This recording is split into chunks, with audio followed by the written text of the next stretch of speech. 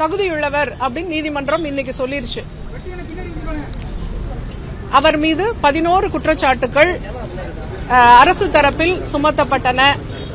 11 குற்றங்களையும் அவர் அரசு தரப்பு அதை நிரூபிச்சு சாட்சியங்கள், ஆவண சாட்சியங்கள் மற்றும் தடய அறிவியல் துறை சாட்சியங்கள் எல்லா மூலமாகவும் அது நிரூபிக்கப்பட்டு இன்றைக்கு அவர் குற்றவாளி அப்படின்னு மாண்புமிகு நீதிமன்றத்தினால இன்றைக்கு கூறப்பட்டுள்ளது.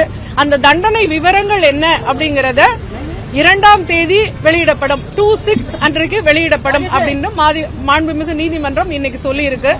இன்றைக்கு நீதிமன்றத்தில் என்ன நடந்தது அப்படின்னு சொன்னா, அவர் தனக்கான தண்டனை விவரத்தை தெரிவிக்கணும் அப்படின்னு சொல்லிட்டு, நீங்க அதை பத்தி என்ன சொல்றீங்க அப்படின்னு அவர் ஞானசேகர் கிட்ட கேட்டப்போ, ஞானசேகர் தண்டனையை குறைக்கணும், நான் தான் breadwinner of the family அப்படின்னு எல்லாம் சொன்னாரு.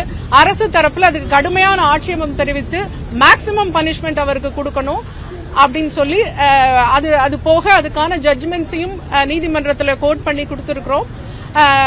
மற்றபடி தண்டனை விவரங்கள் 2/6 அன்னைக்கு தெரிய வரும். தேங்க்யூ.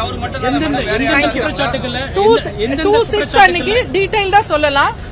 தண்டனை விவரம் தெரிகிற வரைக்கும் வழக்கினுடைய தன்மை, வழக்கினுடைய மற்ற விவரங்களை இன்றைக்கு சொல்ல முடியாது. 2/6 அன்னைக்கு சொல்லலாம்.